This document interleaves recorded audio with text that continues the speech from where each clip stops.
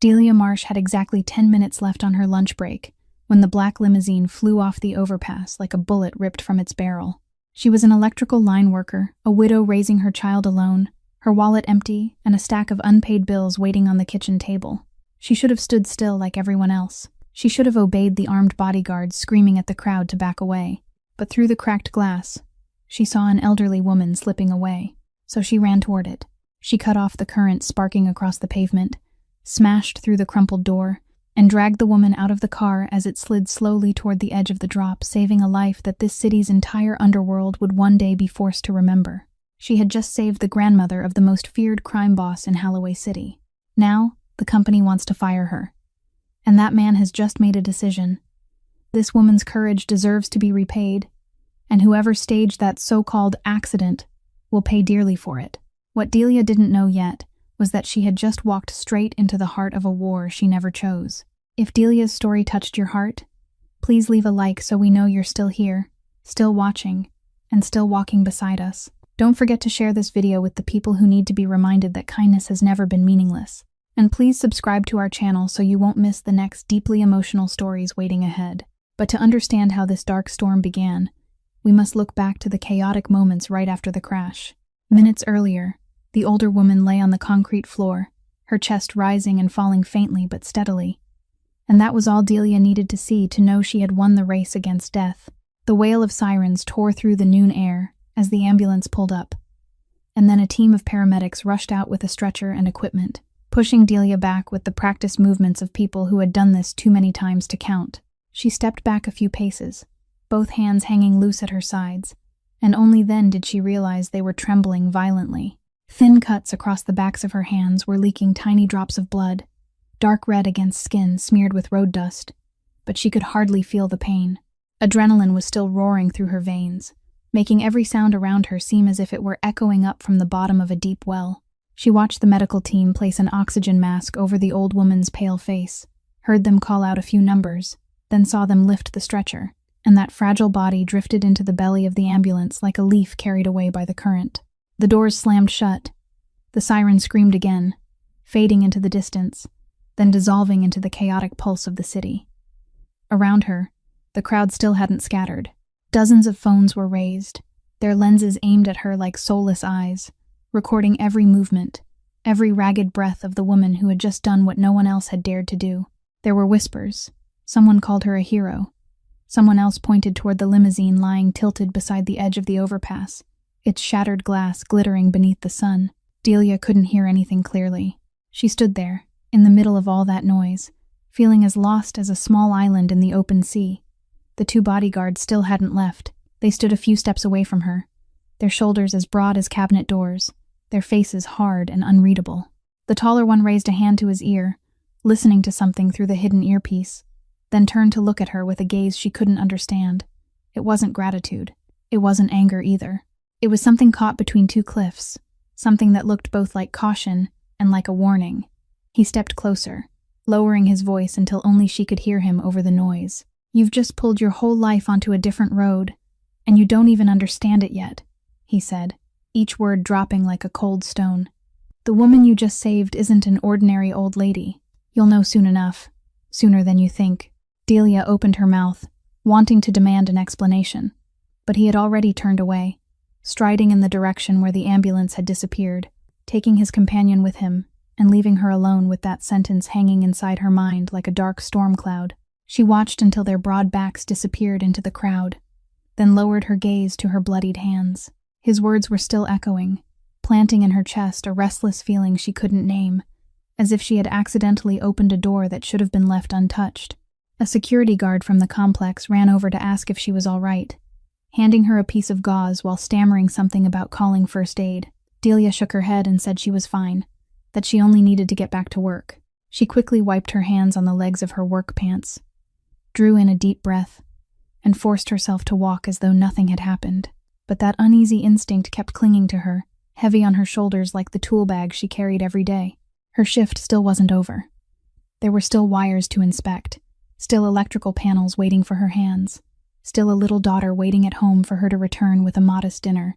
Life had never allowed a woman like her to stop for too long and think. And yet, As she walked back toward the work area, slipping through the crowd that was still murmuring about what had happened, she couldn't shake the feeling that this noon hour had split her life cleanly in two, one half made of everything she had ever known, and the other made of something waiting ahead of her, dark and mysterious, something she had no way of seeing through. Less than 2 hours after the ambulance drove away, Delia's phone vibrated with a brief message from Human Resources, ordering her to come immediately to the top floor of the Brightline Power building. She knew that couldn't mean anything good. When she stepped through the glass door of the chief operating officer's office, the air inside was so cold she almost shivered. Gerald Ashworth sat behind a vast desk, his hands folded together on the polished wood, while Tom Regan, her direct supervisor, stood off to one side with the expression of a man who didn't want to be involved, but had no choice except to be there. Without bothering to look up, Ashworth pointed to the empty chair in front of him, his voice flat and mechanical. "Do you have any idea how much trouble you've just caused?" he asked, and only then did he lift his eyes to her with a sharp, cold stare. Delia sat down, her back straight, her bandaged hands resting neatly on her lap. She answered that she had saved a human life, that if she had been even 1 minute slower, that woman wouldn't have had another chance. Ashworth let out a dry laugh with no warmth in it at all. He said she had abandoned her assigned post during working hours, that she had destroyed third-party property without authorization, that she had interfered with a scene that should have been left to specialized personnel, and that all of those reckless actions could expose the company to lawsuits worth millions of dollars. Regan mumbled that safety procedures existed for a reason, that a good employee was an employee who knew how to comply. Delia felt heat surge up into her temples. She asked, her voice not loud but as steady as steel, whether they truly wanted her to stand there with her arms folded and watch a human being stop breathing right in front of her just because of a line of rules written on paper. She said she was an electrician, that she had been trained to act when lives were in danger, and that the exposed current on the road at that moment had been dangerous for the whole crowd, not only for the person inside the car. For one brief moment, she caught something strange. When she mentioned the car and the accident scene, Ashworth's fingers suddenly tightened, the backs of his hands turning white, and his eyes flicked away for a fraction of a second before he could hide it. He swallowed hard, shifting in his chair as if the expensive leather seat had suddenly become too small, then quickly turned the conversation back to disciplinary action, his voice much more hurried than it had been at first. Delia didn't fully understand the meaning of that moment, but it was enough to carve a faint question mark into her mind, a feeling that this man was afraid of something far bigger than broken glass and the lawsuits he had just been preaching about. He announced that from this moment on, she was suspended without pay until a formal disciplinary hearing decided her fate, and that in all likelihood, her contract would be terminated permanently. Delia felt as if the ground had dropped away beneath her feet. She thought of the stack of bills on the kitchen table, of next month's rent, of her little daughter's face each night as she looked up and asked if Mommy was tired today. She opened her mouth, about to protest one more time, but Ashworth raised his hand to stop her, saying the conversation was over, and that she should consider herself lucky the company was giving her a hearing, instead of throwing her out immediately. Regan avoided her eyes, lowering his gaze to the file in his hands as though there were something more interesting inside it than the fate of a human being. Delia stood, her legs trembling slightly, though she forced her back to remain straight, and walked out of that cold room with the feeling that she had just been condemned for the kindest thing she had ever done in her life. The glass door closed behind her, and in the final instant, before it shut completely, she still managed to glance back and see Ashworth lifting the phone, his hand still trembling, his face drained of every last drop of blood. Dusk had already begun to settle when Delia stepped down from the last bus and dragged herself back toward the boarding house, hidden behind a row of aging warehouses on the southern edge of Holloway City, where the rent was cheap enough that people paid for it with paper-thin walls and the groaning of freight trains all through the night. She had just slipped her key into the lock when the door flew open from inside, and a tiny body rushed straight into her legs with a cry of joy that melted away every bit of exhaustion from that endless day. "Mommy's home," Posey shouted, wrapping her little arms tightly around her mother's thigh, her messy curls tilted upward, her smile showing the gap where a front tooth had just fallen out. Delia sank to her knees, gathered the child into her arms, breathed in the faint smell of children's bath soap in her hair, and in that moment, she felt richer than any of the people living inside the skyscrapers beyond those streets. Mrs. Hester, the elderly neighbor who still watched Posey for her in the afternoons, smiled from the doorway, and quietly withdrew, leaving mother and daughter alone in the small room that had just enough space for one bed, one wobbly dining table, and a tiny kitchen corner. Posey chattered on about the picture she had drawn at school, about the butterfly that had landed on the windowsill, about how she had tied her own shoelaces without anyone's help, and Delia listened to every word with all the attention she had left, nodding, laughing, pretending to be amazed at exactly the right moments, while burying the fear that was twisting painfully inside her stomach. She reheated the pot of soup left over from the day before, broke a piece of bread in half, and watched the little girl eat hungrily, with such delight that it seemed like the finest feast in the world. Only after Posey had fallen deeply asleep, her breathing steady beneath the thin blanket, did Delia allow herself to collapse into the chair beside the dining table and bury her face in her bandaged hands.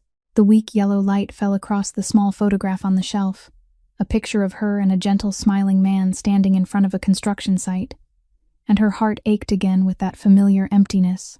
It had been 2 years since that fateful morning, the morning Caleb, her husband, had put on his protective gear and kissed her forehead before leaving home just like he did every other day. He was a scaffolding worker, employed by a large contractor that was always preaching about safety while cutting every possible dollar from cheap protective equipment.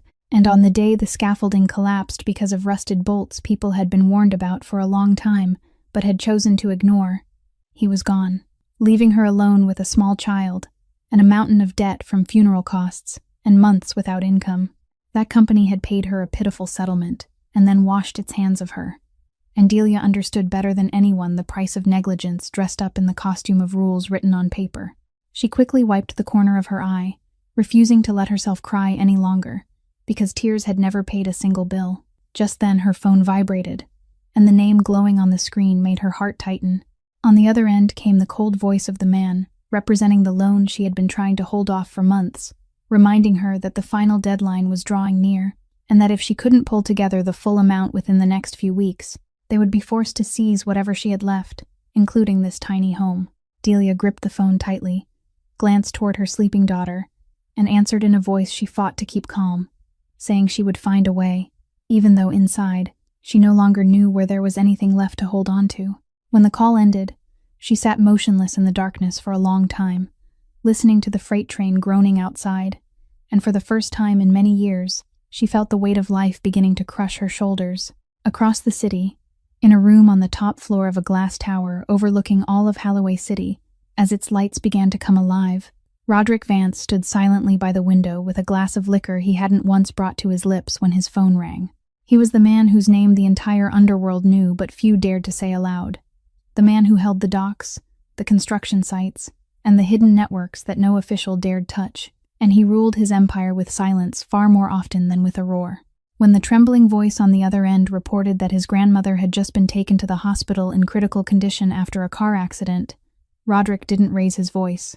He didn't smash anything. He didn't allow a single muscle in his face to betray him. He only set the glass down on the table with quiet care, remained silent for exactly 3 breaths, then gave a command so brief and cold it chilled the room, ordering his men to lock down the entire hospital corridor, bring the best doctor in the city there before the night was over, and let no one near his grandmother's room unless they had first passed through his people. With that one sentence, the massive machine behind him immediately began to move.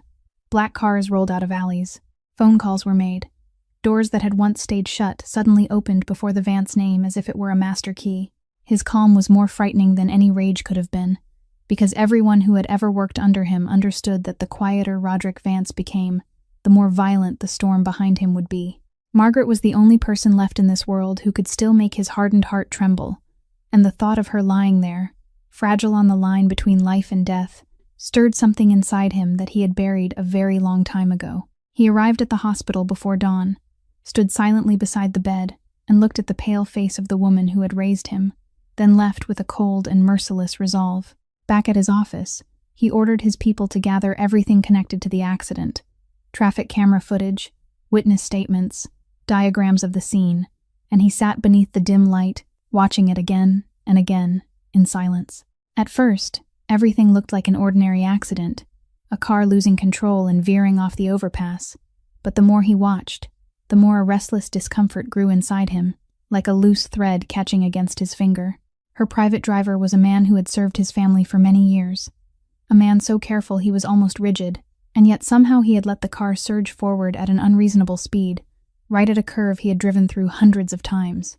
Roderick rewound the footage, froze the image at the moment the car first began to drift off course, and narrowed his eyes when he noticed the strange way the vehicle swayed, not like a loss of control caused by carelessness, but as though something had already interfered with it before that moment. He didn't rush to a conclusion, because he was a man who had lived too long in a world where haste could cost a life. But his instinct, that same instinct that had kept him alive through so many years among wolves, was roaring that something was wrong beneath the surface of this so-called accident. He called the most trusted man in his inner circle and ordered him to dig into every detail, inspect the car again, trace the driver's schedule in the days before the crash, and overlook nothing, no matter how small. Then he leaned back in his chair, his gaze fixed on the frozen frame glowing on the screen, and in the darkness of that room of power, a cold question began to take shape inside his mind, even though he still hadn't allowed himself to give it a name. 2 days later, when the morning sunlight slipped through the white curtains of the most luxurious hospital room money could buy, Margaret Vance slowly opened her eyes, and the first person she saw was her grandson sitting beside the bed, his face hollowed by sleepless nights. Roderick leaned forward the moment he saw her move, taking her thin hand in his, and for the first time in many years, his voice, usually as cold as ice, trembled softly when he called her name. Margaret smiled weakly, the wrinkles on her face easing, and whispered that she was still here, that her fate hadn't been meant to end on that day. She slowly told him about the only thing she could still remember clearly through the haze, not the noise, not the impact, but a hand. She said that when she thought she had reached the final threshold, when everything around her had faded into a cold gray, someone had refused to let her go, a woman with strong hands and a determined voice that kept calling her back, kept pulling her out of that darkness as if she were wrestling her away from death itself. She said she hadn't been able to see that woman's face clearly, but she had felt the grit radiating from her, a kind of courage without decoration, without calculation, the courage of someone willing to run straight into danger simply because she couldn't stand by and watch another person die. Margaret tightened her hold on her grandson's hand, her eyes shining with a light Roderick hadn't seen in a long time, and she said that in her lifetime, she had met plenty of powerful people who were ready to turn their backs on the vulnerable, but that woman was different. That woman had a quality money could never buy. She spoke again of the time when she was young, when she had poured her whole heart into creating a small fund to help poor workers injured on the job, people the system had abandoned, and she said the woman who had saved her was the living embodiment of everything she had once believed in, proof that kindness still existed somewhere in this cold city. Roderick listened to every word in silence, and a strange feeling rose inside his chest, both a gratitude so deep it almost hurt, and a gnawing guilt at the thought that this unknown woman had done what even the men he paid handsomely to protect Margaret had failed to do. He promised her that all she needed to do was rest, that everything else would be handled by him, and when he stepped out of the hospital room, his face had returned to its familiar coldness, but in his eyes there now burned a new flame of resolve. He immediately called his most trusted man and ordered him, in a voice that allowed no delay, to find the identity of the woman who had saved his grandmother, to learn her name, who she was, where she lived, and what she did to survive. More important than anything, he said. Absolutely nothing unfortunate was to happen to her before he found her. The man on the other end asked what he intended to do once he found her, and Roderick stood still beside the window, looking down at the city curling beneath the morning mist, then answered quietly that some debts in this life couldn't be measured in money, and this was a debt he would repay with his own honor, even if he had to turn the whole city upside down to do it. 3 days later, Roderick's trusted man walked into the office with a thick file and a heavy expression that warned him what he was about to say would change everything. He set the documents down on the desk, opened them in front of Roderick, and began laying out what his team had dug up through sleepless nights. Margaret's car had been examined by a technical expert, and the conclusion made the entire room seem to freeze, because its brake system had been tampered with in a sophisticated way. It wasn't a natural malfunction. It was the work of a hand that knew exactly what it was doing, a calculated method designed to make the car lose control at that deadly curve. This was no longer a vague instinct. It was the naked truth laid bare before him, that the day should have been his grandmother's last, and that someone had wanted it to happen. Roderick sat motionless, his fingers locked tightly together, his face revealing no emotion at all, but his eyes darkened like the sea before a storm. His trusted man turned to the next page and spoke the name Roderick had secretly feared for a long time, Silas Crow, the head of an underworld force that was expanding more and more across the western side of the city. An old and ambitious wolf who had repeatedly coveted the docks and networks controlled by the Vance family. Crow knew that attacking Roderick directly was impossible, so he had chosen the most cowardly way, aiming at his only weakness, the person he loved most in the world, to send a cold warning that nothing was untouchable, that even the strongest walls around him could be pierced. If everything had gone according to his plan, Margaret would have died in an accident no one questioned, and Roderick would have drowned in grief, without ever knowing the truth. But that perfect plan had collapsed because of one variable Crow couldn't possibly have foreseen. An electrician who happened to be there at the exact fateful moment, a woman who hadn't been part of any of his calculations, who rushed in and stole back the life he had already decided to take. Delia's accidental appearance had shattered the entire plot, turning a clean assassination into a humiliating failure, and unknowingly pushing her into becoming a living witness to the crime Crow wanted buried forever. But that still wasn't what sent a chill down Roderick's spine. His trusted man lowered his voice, his eyes briefly hesitating, before he said the final thing, that in order to know Margaret's exact travel schedule that day, to know which route she would take, and at exactly what time, the mastermind must have had eyes and ears planted inside the closest ranks of the Vance family itself, because that information had never left the small circle of people Roderick trusted completely. The sentence hung in the air like a blade, and Roderick slowly lifted his head, his gaze sweeping across the walls of the room of power he had believed to be safest, realizing that the enemy wasn't only out there, but was hiding inside his own house, wearing the mask of a loyal man. He rose, walked to the window, looked down at the city stretching beneath his feet, and in that absolute silence, he understood that the war ahead wouldn't only be a war against Silas Crow, it would also be a painful cleansing within the heart of his own empire. He ordered his trusted man to keep everything they had just discovered completely secret, not to reveal it to anyone, while quietly tightening the circle of protection around the woman who had saved his grandmother, because now he understood that once Crow learned Delia was still alive and could become a threat, he wouldn't leave her alone, and Roderick absolutely wouldn't allow one more innocent person to pay the price for his enemy's cruelty. That afternoon, just as Delia stepped out of the unemployment benefits office with a stack of meaningless papers in her hand, and a despair hanging heavy inside her chest, she noticed a glossy black car parked at the curb and a tall man in a dark suit leaning against its door, watching her with a gaze that made her stop halfway through a step.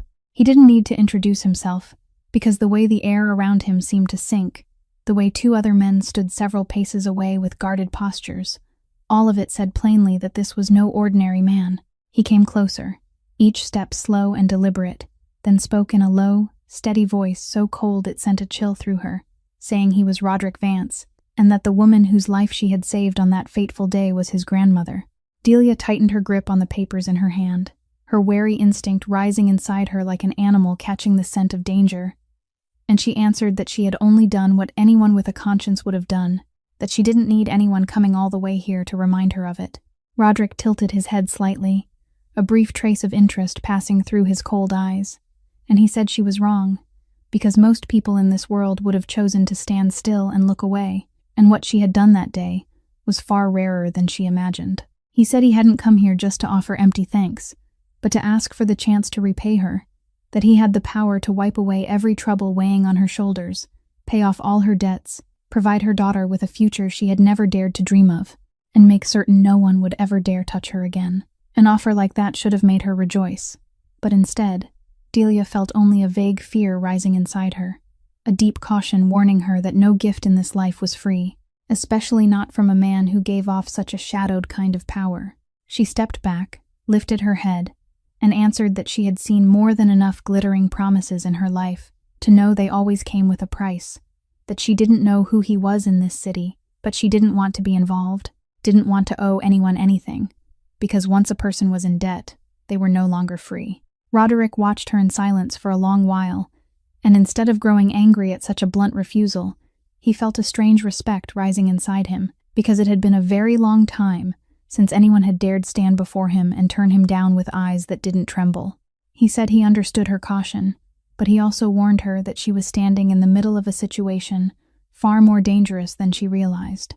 That the day she rushed in to save his grandmother, she had unknowingly stepped into a world she knew nothing about, and that whether she wanted it or not, certain people had already set their eyes on her.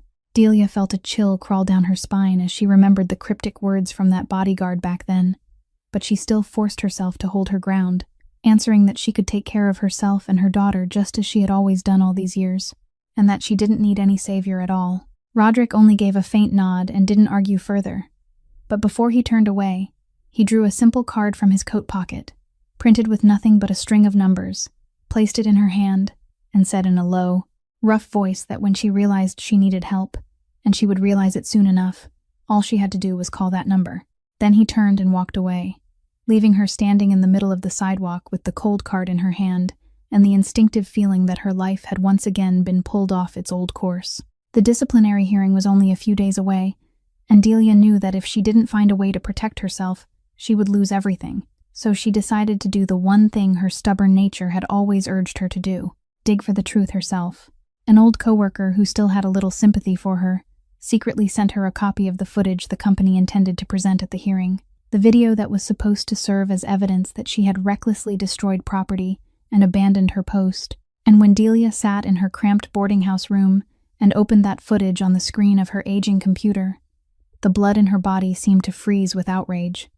The video had been skillfully cut. It began at the exact moment she swung her tool against the limousine door, but it completely removed the moments before that, the moments when she had seen exposed electrical current spitting sparks across the road, the moments when she had shut off the dangerous power that could have killed the entire crowd, the moments when she had seen a life fading behind the glass. They had carefully carved away all the context to turn an act of rescue into an act of mad destruction, to turn a hero into a reckless, undisciplined employee. Delia rewound and replayed the footage dozens of times, and the more she watched, the more she realized something that made her heart go cold.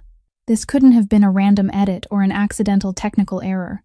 It was deliberate manipulation, carried out by someone with access to the company's camera system and a reason to want her condemned.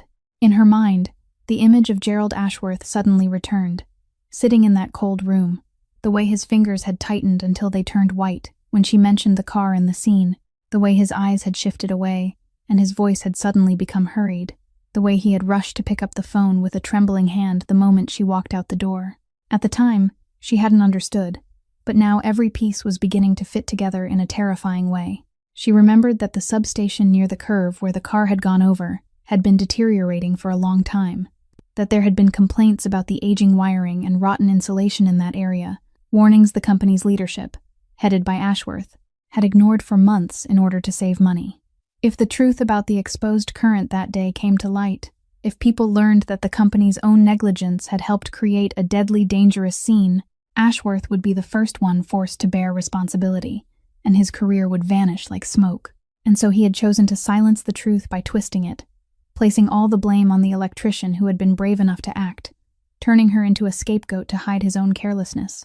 An even more frightening thought passed through Delia's mind, that perhaps Ashworth wasn't merely hiding his own negligence, that his excessive panic seemed to contain some larger fear, as if he were terrified of some invisible force standing behind him, though she still couldn't imagine what it was. She didn't have time to sink into vague suspicion, because she knew the original footage, the uncut video that still held the entire truth, had to exist somewhere in the company's storage system, and if she found it, she would have the weapon she needed to clear her name. Delia clenched her fist, her eyes shining with the iron resolve of a woman who had nothing left to lose, and she began following every clue, reaching out again to the coworkers who still believed in her, quietly asking about where the original data was stored, moving one silent step at a time closer to the truth someone had desperately tried to bury.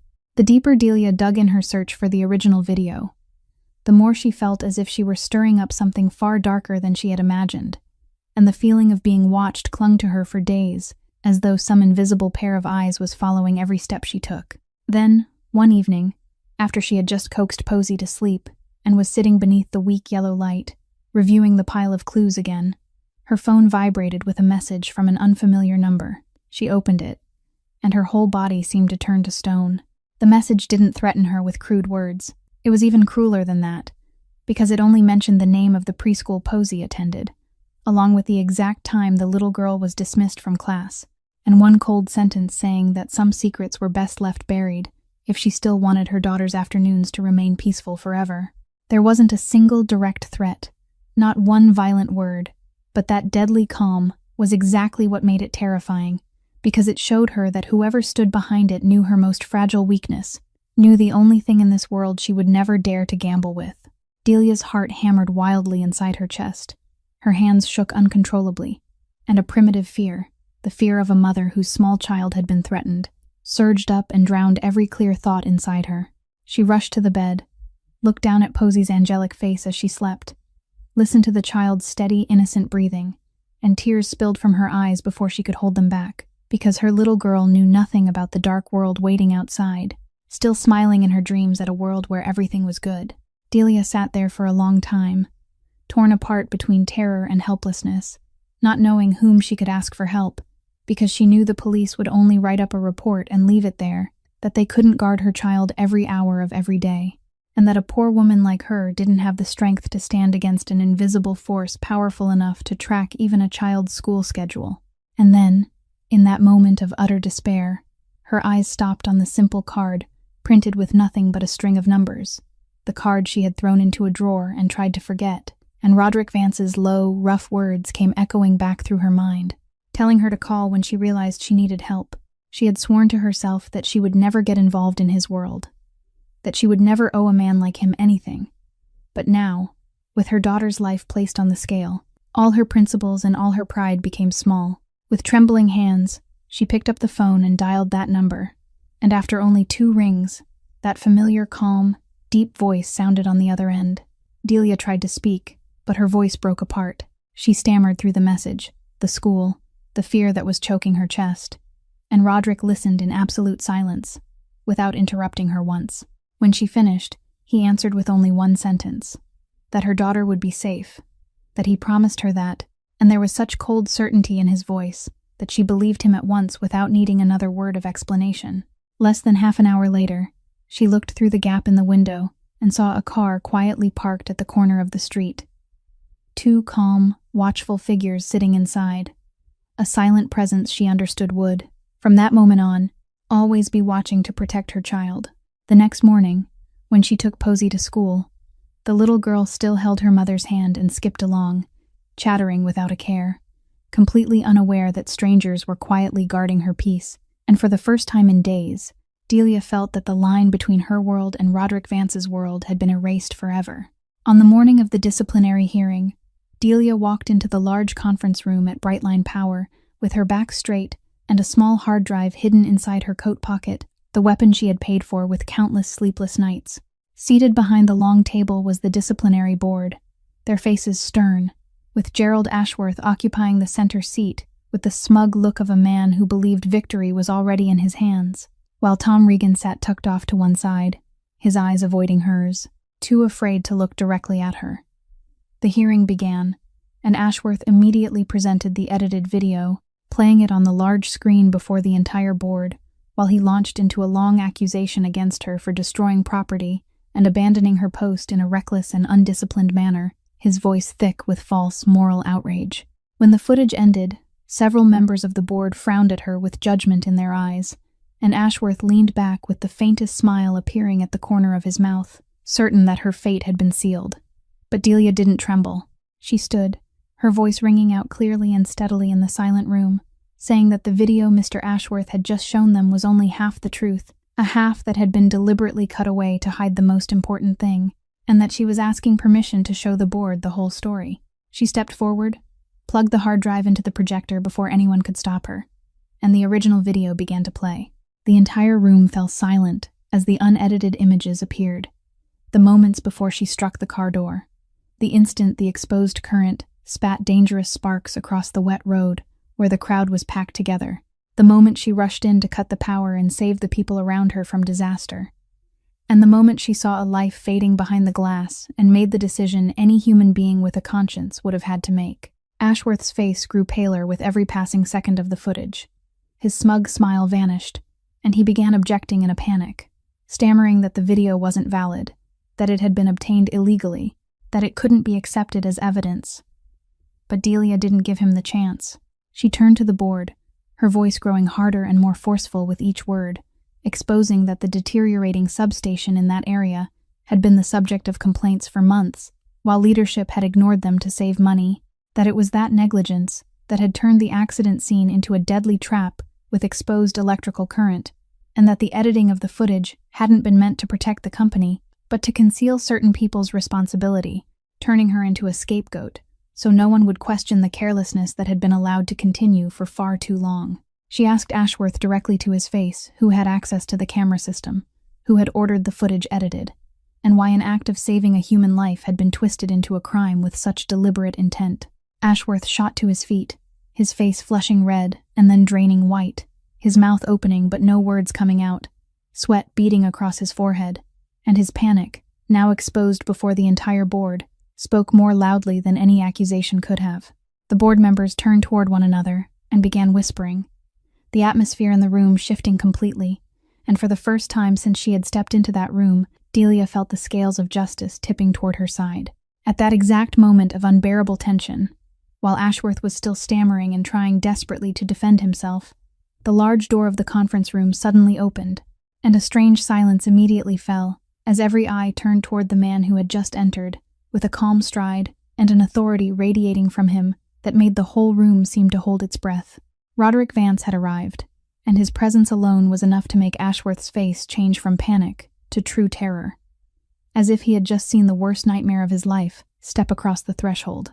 Roderick stepped into the center of the room with the unhurried ease of a man who knew perfectly well that every eye and every measure of power in that space now belonged to him, and he didn't need to raise his voice, because his silence alone was enough to make the entire board lean in and wait. He placed a thick file on the table, opened it in front of the stunned board members, and began speaking in a voice that was calm but sharp as a blade, saying he was here as the representative of the family of the woman Miss Marsh had saved, and that he had brought with him certain truths Mr. Ashworth would probably never want dragged into the light.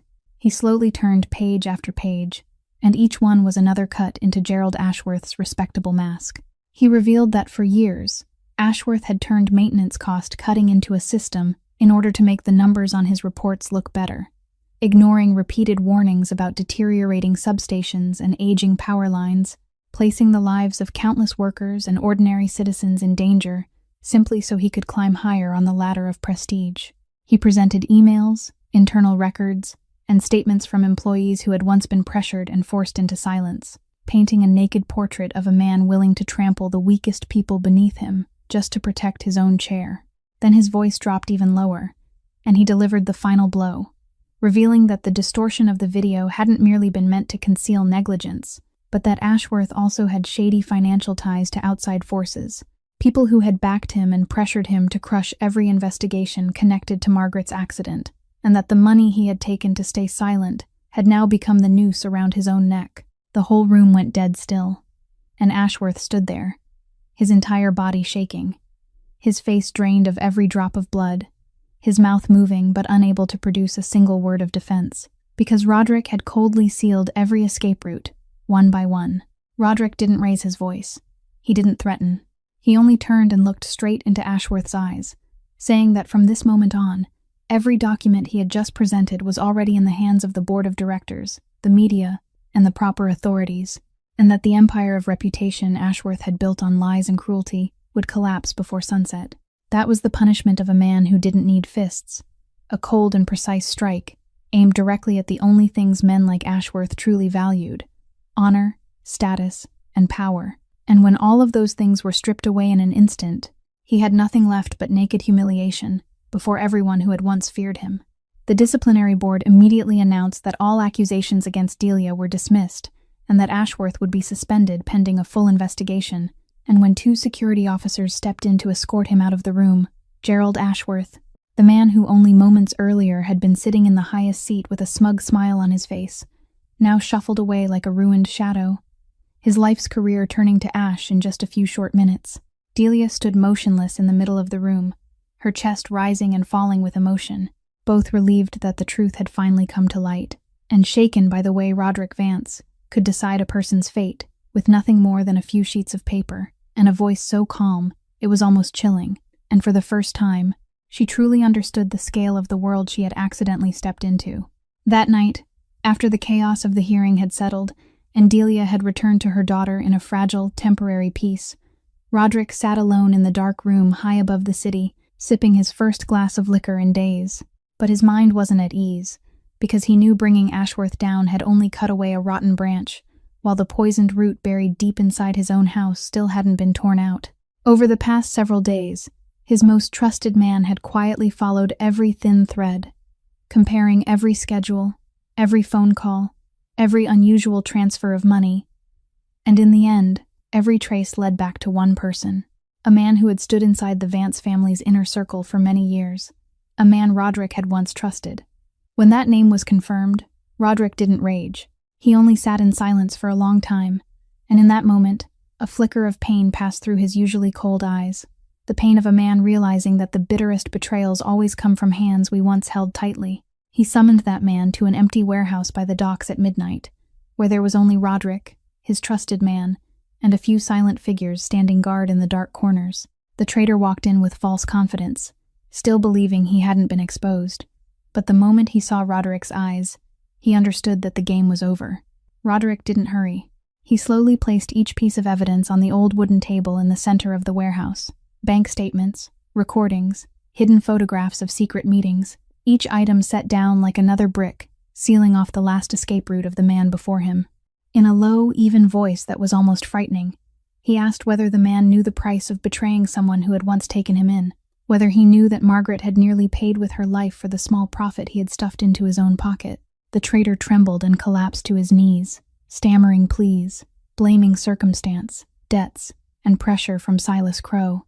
But every excuse only made the air inside the warehouse feel heavier. Roderick never laid a hand on him. He didn't need to. His real power lay in a kind of calm that could crush a man's spirit without a single blow. He only bent down, looked straight into the tear-filled eyes of the man who had betrayed him, and said softly that from this moment on, his name would be erased from every door that had once opened for him. That everything he had ever had, protection, position, safety, all of it would vanish as if it had never existed, and that he would spend the rest of his life knowing he had sold his own loyalty for nothing, and no longer had a single place in this city to hide. It was a sentence heavier than any physical punishment, an exile from the world he had once belonged to, and when Roderick's men silently escorted him out of the warehouse to deliver him to the consequences he had brought upon himself, the traitor no longer dared to lift his head. Roderick remained alone in the darkness, listening to the soft crash of waves beyond the docks, and for the first time in days, he allowed himself to release a long, weary breath. He thought of Margaret slowly recovering in her hospital bed, thought of the courageous woman who had unknowingly pulled her whole life into the heart of this storm, and a strange feeling he hadn't known in a long time stirred quietly inside his chest. He knew the war still wasn't over, that the true mastermind, Silas Crowe, was still out there. But tonight, he had cleared the venomous snake from his own house, and he told himself he would never again allow anyone he cared about to face danger because of him. Silas Crowe wasn't the kind of man who accepted defeat in silence, and when he learned that his network inside the Vance family had been exposed, he understood that he was slowly losing control, so he decided to make one final reckless gamble, aiming straight at the link he believed was the weakest, and also the reason all his plans had fallen apart. And that link was Delia.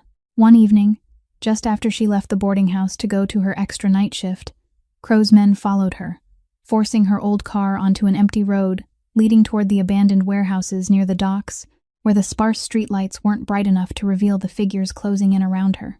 But what Crowe didn't know was that Roderick had already sensed this desperate move before it happened, and the men he had assigned to protect Delia had never taken their eyes off her for even 1 second.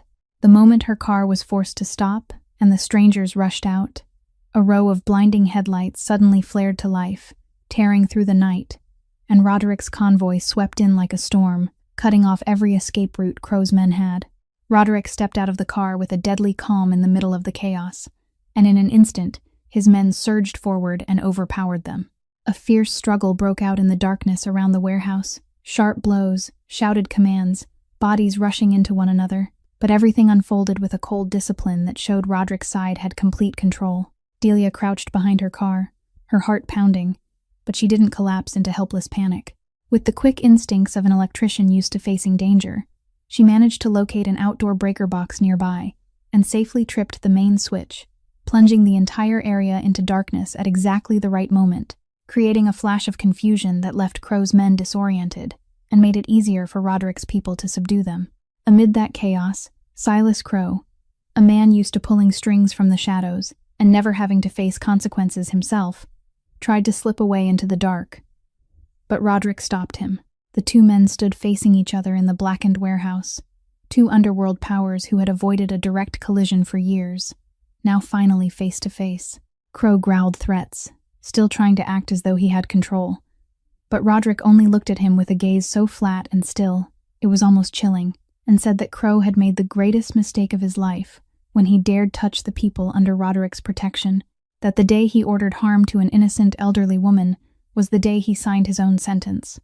Crow lunged forward in desperation, but Roderick had already read every movement. He dodged cleanly, then locked him down with a swift, controlled hold that left him completely helpless, pinning him to the cold warehouse floor while his men quickly closed in around them. All of Crow's resistance vanished, and for the first time in his life, the man who had always spread fear in others was forced to taste that fear himself, terror showing plainly in his eyes as he realized that the empire and power he had spent so long building had collapsed in a single night. Roderick didn't go too far, because he understood that forcing a man like Crow to live and watch everything he had built be stripped away would be a heavier punishment than anything else, and he coldly ordered that Crow and all the evidence be handed over to the hands that would make him pay according to the law.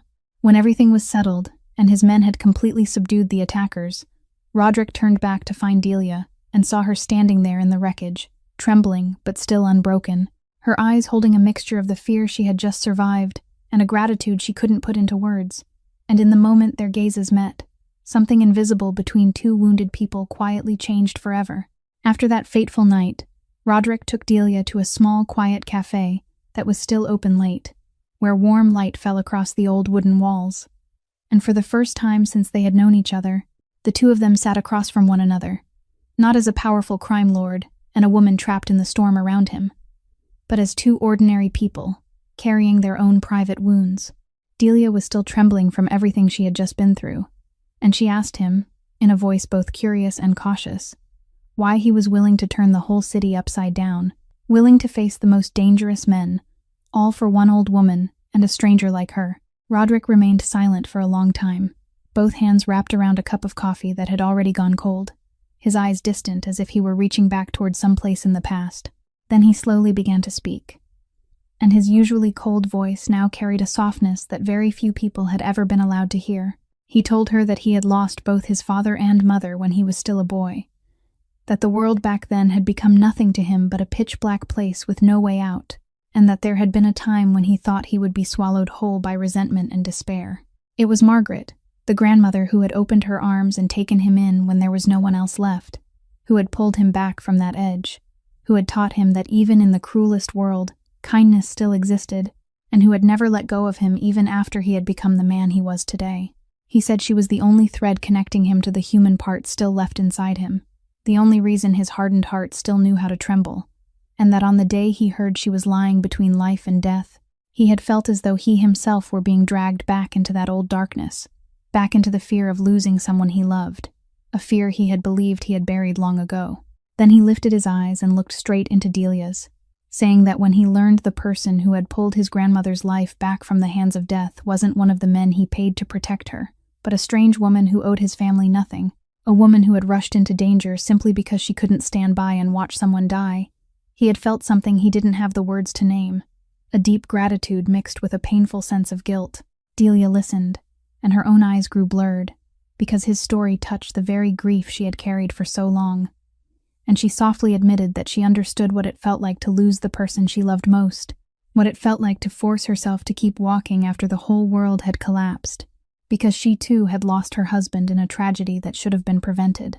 Two people, a powerful crime lord who seemed impossible to shake, and a poor widow carrying an entire family on her shoulders, sat there beneath the warm yellow light and suddenly realized that no matter how different their origins and fates might be, they were both lives that had once been broken by the world, and then pieced back together by their own hands. They both understood the price of loss, and the strength it took to keep living. In that quiet moment, there was no confession of love, no eager gesture, only a deep understanding beginning to grow between two wounded souls, a fragile but honest connection, and for the first time in a very long time, both Roderick and Delia felt they were no longer alone in the fight against their own ghosts.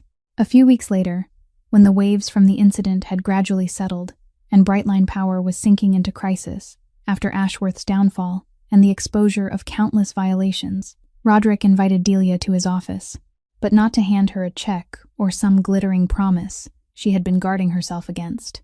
Instead, he placed a file in front of her and told her in a calm voice that he had bought the entire rotten power company, the very company that had once tried to crush her, and that he intended to restructure it from the roots, sweeping away the culture that treated human life as something lesser than profit. Delia stared at him in stunned silence, not yet fully understanding what those words meant. And then Roderick said the thing that made her heart seem to stop, that he wanted her to take the position of safety supervisor for the entire system, that he wanted the very woman the system had once trampled to now be the one who stood up to protect every other worker, the person with full authority to inspect, suspend, and demand repairs on anything that threatened the lives of laborers. He said he hadn't chosen her out of pity, but because he had never seen anyone with courage and conscience like hers, and that a woman willing to risk her entire career to save a stranger's life was the only person he trusted to carry such a responsibility.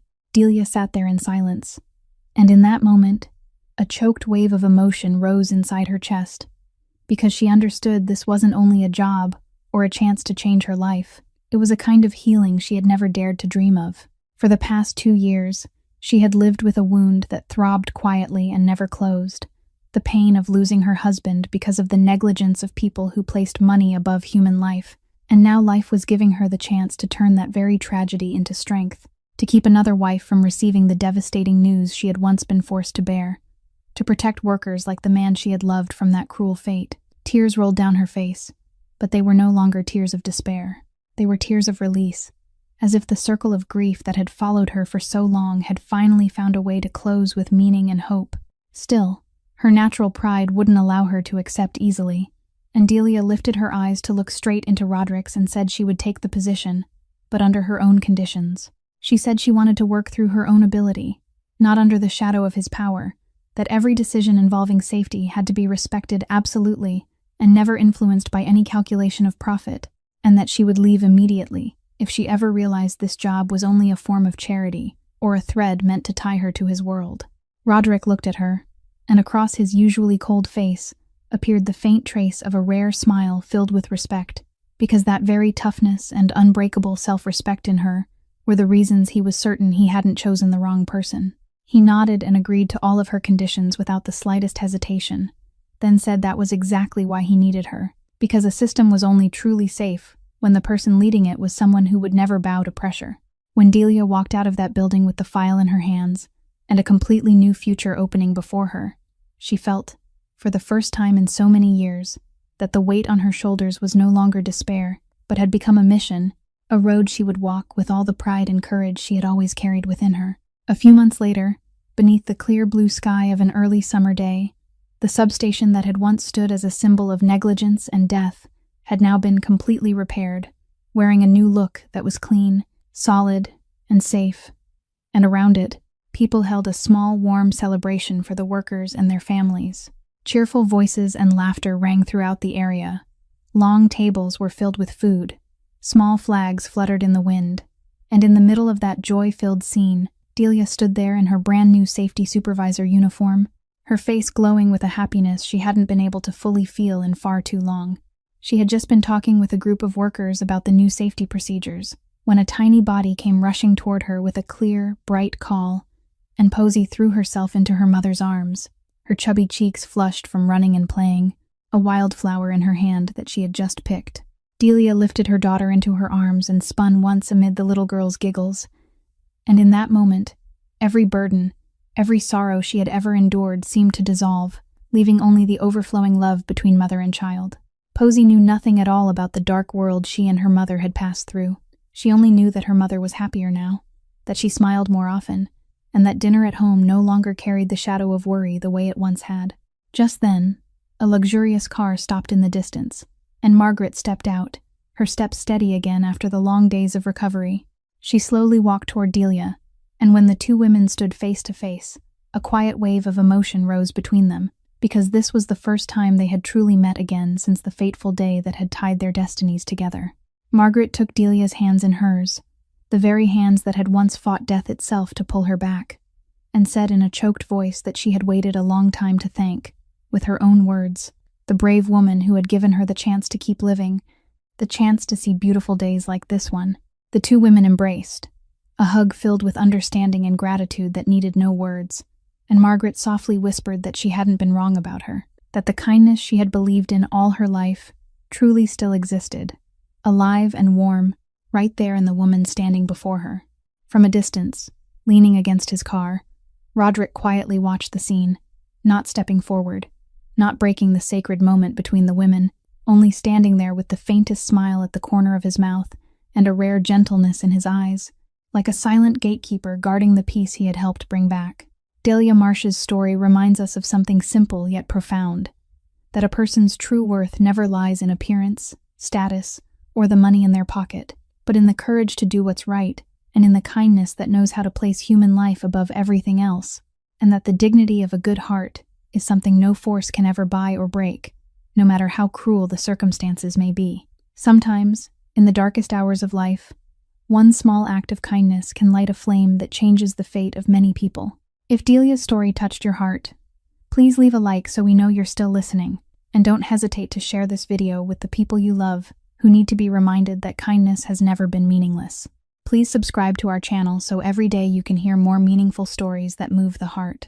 We'd truly love to know how you felt about today's story, so please leave a comment and share the emotions deep inside your heart, because every line you write is a precious source of encouragement for us. Thank you for taking the time to listen until the very last moment. We wish you and your loved ones lasting health, a peaceful soul, and a joyful, fulfilled life each and every day.